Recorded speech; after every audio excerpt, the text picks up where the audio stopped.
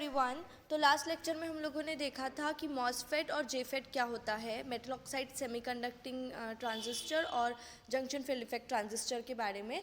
तो उसके पहले हम लोगों ने और एक चीज़ पढ़ी थी शॉटकी डायोड के बारे में, और उसमें हमने देखा था कि शॉटकी डायोड जो है वो स्विचिंग डिवाइस जैसे हम लोग यूज़ कर सकते हैं।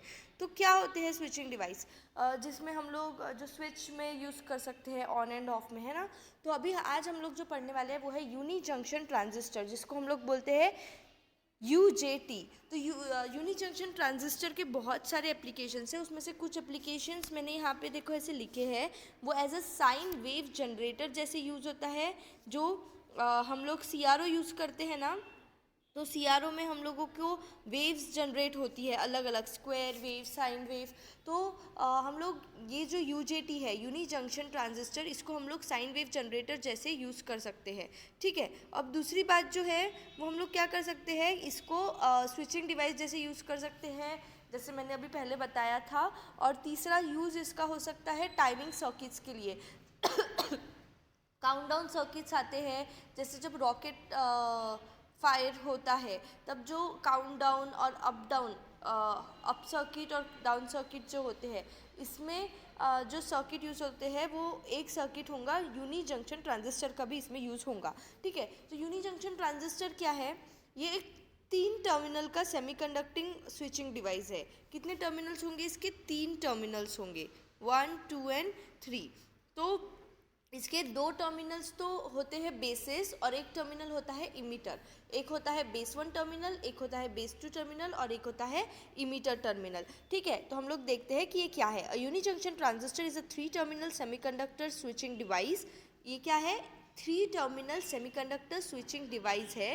It is used in switching circuits requiring rapid discharge of capacitor. ये किस में यूज़ करता है, हम लोगों को जब हम लोग कैपेसिटर यूज़ करते हैं तो कैपेसिटर क्या करता है, एनर्जी स्टोर करके रखता है। फिर जब उसका एक सर्किट कंप्लीट होता है तो वो डिस्चार्ज करता है। तो इसमें जो रैपिड स्विच करना है डिस्चार्जिंग और चार्जिंग के बीच में, ये चीज़ के लिए हम लोगों को एक ट्रांजिस्टर की नीड होती है रैपिड स्विच करने के लिए, और इसके लिए हम लोग क्या यूज़ करते हैं, यूनी जंक्शन ट्रांजिस्टर। ठीक है। तो जैसे मैंने बताया कि यूनी जंक्शन ट्रांजिस्टर जो है वो 3 टर्मिनल डिवाइसेस है, 3 टर्मिनल डिवाइसेस है। तो इसमें एक इमीटर है और 2 बेस है। So it consist of lightly doped N type silicon bar and heavily doped P type material. तो इसमें जो एन टाइप सिलिकॉन बार है, इसमें ये बार है, ये पूरा क्या है, एन टाइप है। ये आप लोग देख सकते हो, यहाँ एन टाइप सिलिकॉन बार है। तो ये जो एन टाइप बार है वो क्या है, एकदम लाइटली डोप्ड है, उसमें डोपिंग बहुत लाइट है। और ये जो आपको सेमी सर्कल एक दिख रहा है, ये क्या है, पी टाइप मटेरियल, जो कि हेवीली डोप्ड है। ठीक है। तो जो यूनी जंक्शन ट्रांजिस्टर है उसमें lightly doped N type silicon bar है, और उसमें हमने डोपिंग क्या करी, हेवीली डोप करी पी टाइप मटेरियल की। ठीक है। फिर उसके बाद क्या हुआ, इसके वजह से ये एक पीएन जंक्शन डायोड बन गया, क्योंकि पी टाइप मटेरियल डोप किया हमने एन टाइप मटेरियल में, है ना। So it's one side, so for producing single PN junction diode. ठीक है। ये पीएन जंक्शन डायोड बन गया। The leads at connections are called as basis, base 1 and base 2। और इसके जो लीड्स है, ये एन टाइप मटेरियल और ये पी है, ये एन है। ये डायोड को जो 2 कनेक्शन दिए वो हमने दिया, एक को बेस 1 और एक को बेस 2 दे दिया। ठीक है। और terminal through out from P type material is called emitter, और पी से जो एक टर्मिनल निकला उसको क्या दिया, एमिटर। तो यूनी जंक्शन ट्रांजिस्टर जो है UJT, वो एक 3 टर्मिनल डिवाइसेस है, जिसमें जो एन टाइप मटेरियल है वो लाइटली डोप्ड है एक रेक्टेंगुलर बार के फॉर्म में, उस पर हमने P type heavily doped material की डोपिंग की है, और उससे हमने 2 लीड्स निकाले एन टाइप मटेरियल से, एक बेस 1 और एक बेस 2, और पी टाइप मटेरियल से एक लीड निकाला हमने, जिसको हमने नाम दिया इमीटर। ठीक है। तो ये इसका ऐसा रहेगा सर्किट सिंबल, जिसमें बेस 1 ये ट्रांजिस्टर है, ये बेस 1 2 है, ये बेस 1 है, और ये क्या है, इमीटर है। समझ आ रहा है आप लोगों को। ठीक है। अब हम देखेंगे, ये तो हमने देख लिया बेसिक यूनी जंक्शन ट्रांजिस्टर कैसे दिखेगा और वो होता क्या है, उसकी बेसिक डेफिनेशन और उसका सिंबल देख लिया हमने। अब हम लोग देखेंगे कि यूनी जंक्शन ट्रांजिस्टर जो है वो ऑपरेट कैसे करता है। ठीक है।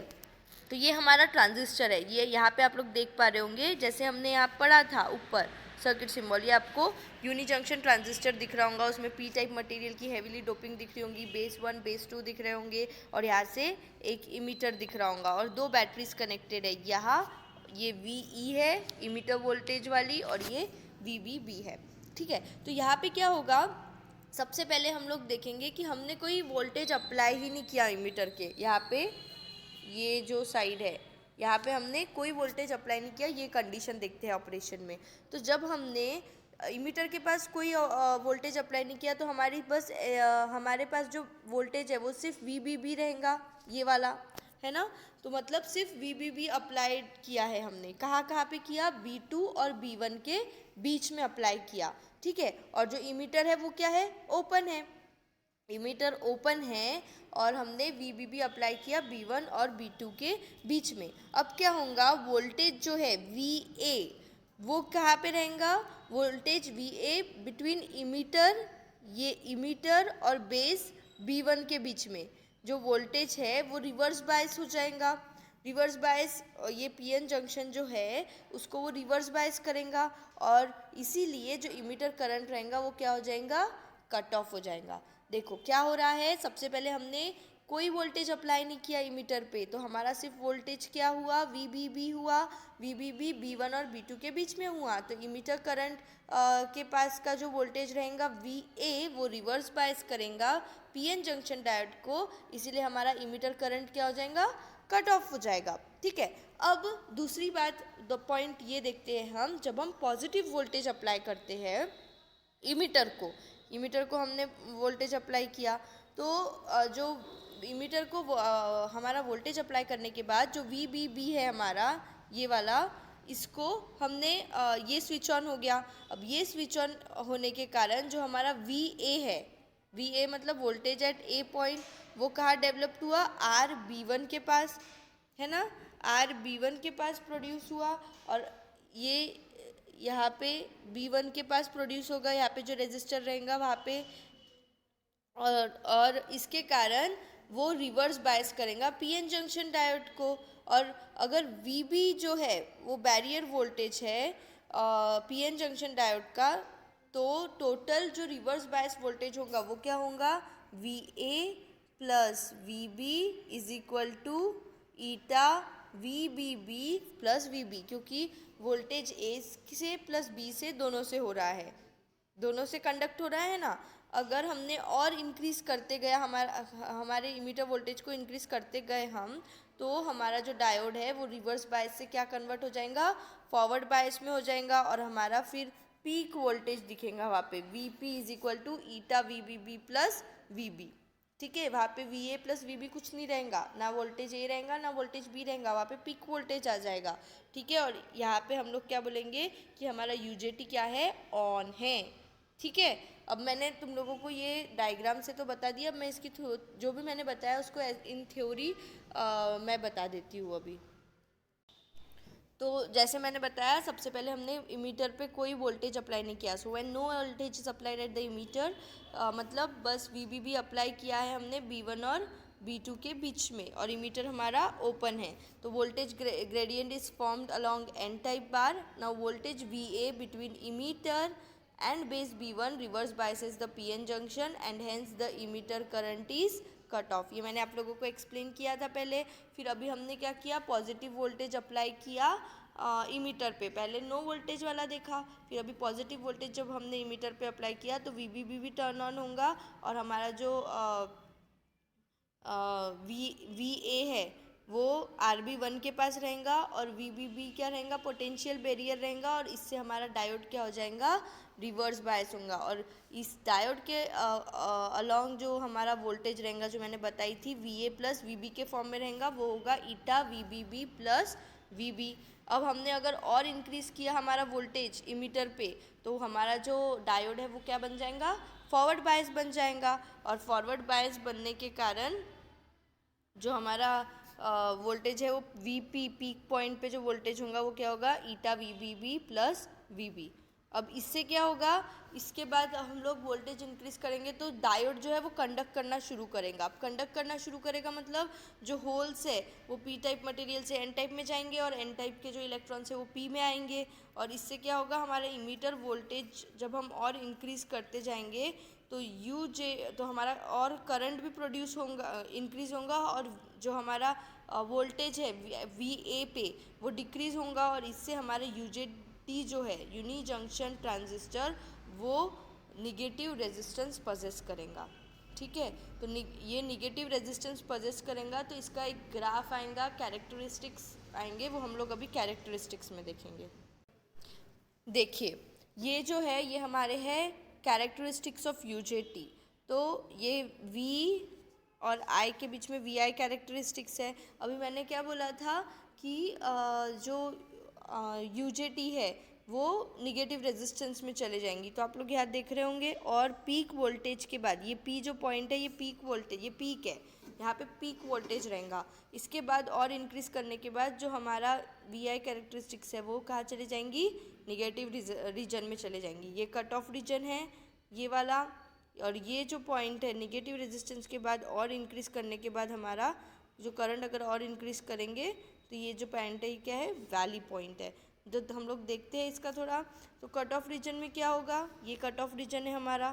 ठीक है, कट ऑफ रीजन में क्या होगा, जैसे ही हम हमारा इमीटर वोल्टेज इंक्रीज करेंगे, वी इंक्रीज करेंगे, तो थोड़ा सा जो है वो हमारा करंट इंक्रीज होगा।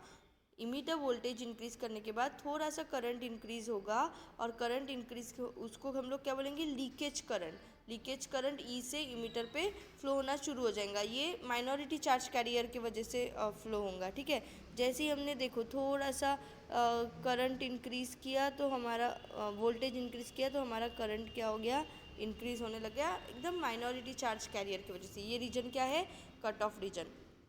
करंट कब तक इंक्रीज होगा, ये करंट इंक्रीज होगा पीक वैल्यू तक, पीक करंट तक। The current increases until the peak current and peak voltage are reached at the peak point P. Current कहाँ तक इंक्रीज होगा, जब तक पीक करंट और पीक वोल्टेज जो है हमारा एक पीक पॉइंट पी तक चले जाएगा। अब क्या होगा, now holes are injected to N region which are repelled by base 2 while they are attracted to the base 1। अब होल्स इंजेक्ट हो जाएंगे। ठीक है, सो इंजेक्ट होना शुरू हो जाएंगे, मतलब हमारा जो डायोड है वो कंडक्ट करना शुरू कर देगा, और ये होल्स आने के कारण ये हमारी कंडक्टिविटी इंक्रीज करेगा इमीटर और बेस रीजन के बीच में। और इसकी वजह से इसके बाद अगर हमने हमारा और इंक्रीज़ किया करंट तो ये निगेटिव रेजिस्टेंस में आ जाएगा, और ये जो हमारा पॉइंट है वैली पॉइंट, यहाँ पे क्या होगा, अगर हम लोग करंट इंक्रीज़ करेंगे तो उसके बाद जो है हमारी कंडक्टिविटी हमारे डायोड की इंक्रीज़ नहीं होगी। वैली पॉइंट के बाद हमारे डायोड की कंडक्टिविटी इंक्रीज़ नहीं होगी। Beyond valley point the device behaves as conventional forward by PN junction diode. मतलब वैली पॉइंट के बाद भी अगर हमने और करंट इंक्रीज़ करने की कोशिश करी तो हमारा जो डायोड है वो नॉर्मल पीएन जंक्शन डायोड जैसे वर्क करेगा। तो हम लोगों ने क्या पढ़ा, ये है यूजेटी यूनी जंक्शन ट्रांजिस्टर। तो यूजेटी में हम लोगों ने देखा कि यूजेटी क्या की डेफिनेशन क्या है, उसका सिंबल, उसका ऑपरेशन और उसकी कैरेक्टरिस्टिक्स देखी। और एप्लीकेशंस हम लोग कहाँ यूज़ कर सकते हैं इसको हम लोग स्विचिंग डिवाइस जैसे यूज़ कर सकते, टाइमर सर्किट यूज़ कर सकते, फेस कंट्रोल डिवाइस यूज़ कर सकते, और इसको हम लोग वोल्टेज कंट्रोल और करंट कंट्रोल डिवाइस भी यूज़ कर सकते हैं। तो बहुत सारे एप्लीकेशंस है।